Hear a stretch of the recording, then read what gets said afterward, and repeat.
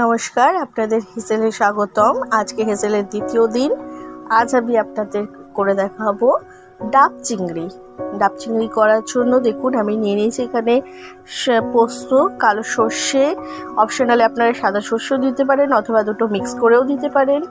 এখানে রয়েছে টক দই, কাঁচা লঙ্কা, চিংড়ি মাছ আগের থেকে আমার এখানে নুন হলুদ মাখানো রয়েছে, ডাবও রেডি আছে, জলটা যদিও খেয়ে নিয়েছি। এখানে ডাব রয়েছে, যেটা ডাবের ভিতরটা দেখবেন, চেষ্টা করবেন সাদা মতো একটা পাতলা লেই যাতে থাকায়, কারণ পুরোটা ম্যারিনেট করে ডাবের ভিতরেই দেব। এবার আমি পুরো এই মিক্স করে নেবো মিক্সার মেশিনে। এবার আমি মিক্সিতে পুরো পেস্টটা মিক্স করে নিয়েছি, দেখতেই পাচ্ছেন এখানে পুরো পেস্টটা। আমার যেহেতু চিংড়ি মাছ অল্প, সেই কারণে পরিমাণটা অল্পই রয়েছে, এখানে বেশি দিইনি। এরপরে আমি চিংড়ি মাছটা দিয়ে এই পেস্টটা দিয়ে ভালো করে মিক্স করি। এরপর দেখতে পাচ্ছেন আমি এই পেস্টটি একটি পাত্রে নিয়ে নিয়েছি।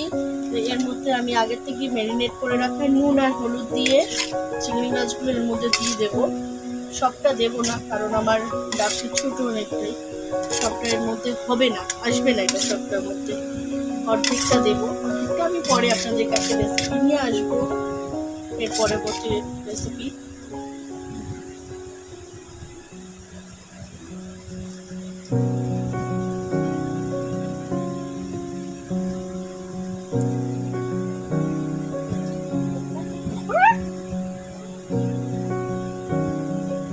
এর মধ্যে দিয়ে এবার আমি তেল দিয়ে দেবো কিছুটা।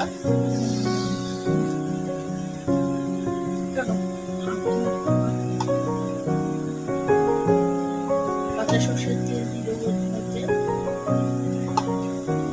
সর্ষের তেলটা একটু বেশি পরিমাণেই প্রয়োজন, কারণ সর্ষের তেলটা বেশি না হলে রান্নাটা খেতে অত ভালো লাগবে না।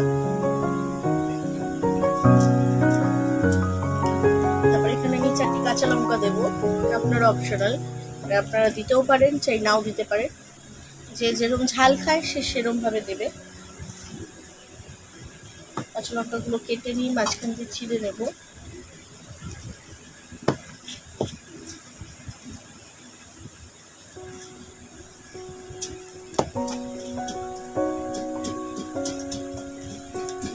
এবার এটাকে ভালো করে পেস্ট করব।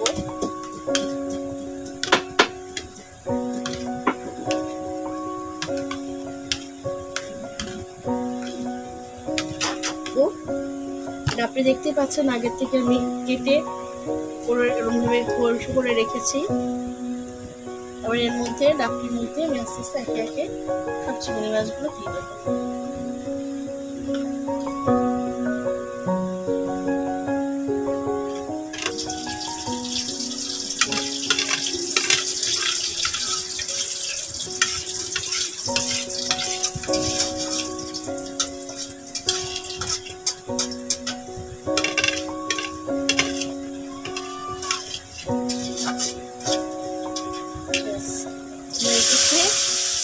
পুরো ভরা শেষ হয়ে গেছে। এরপরে আমি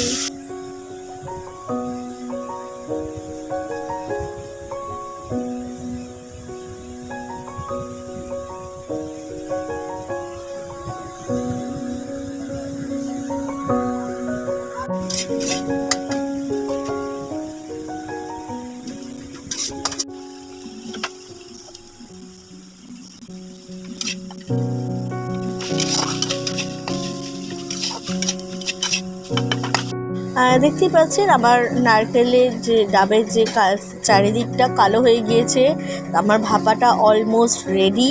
তো এবার আমি নামিয়ে নিয়েছি উনুন থেকে। দেখুন ডোয়ের যে ভাপটা পুরো শক্ত হয়ে গিয়েছে এবং খুব সুন্দরভাবে দেখছেন কি সুন্দর লেইটা যে ছিল ডাবের মধ্যে, সেটা মাছের সাথে মিশে গিয়েছে একেবারে। আগুনের তাপে ওটা গলে খুব সুন্দরভাবে মিশেছে। আপনারা আমাকে প্রত্যেকে কমেন্টে জানান কারা কারা আমার এই ভিডিওটি দেখে বাড়িতেও একবার করে চেষ্টা করেছেন। আর আপনাদের প্রত্যেকের কাছে আমার অনুরোধ রইল, প্রত্যেকে এই ভিডিওটি লাইক, কমেন্ট এবং শেয়ার করবেন, এবং আশা রাখবো প্রত্যেকে আমার নেক্সট ভিডিওটি দেখার জন্য আগ্রহী থাকবেন। এটাই আপনাদের কাছে অনুরোধ রইল। আমি চেষ্টা করব এর প্রতিদিনই আমার ছোট ছোট রান্নার উপকরণ এবং আমার চেষ্টাগুলো আপনাদের সামনে তুলে ধরার।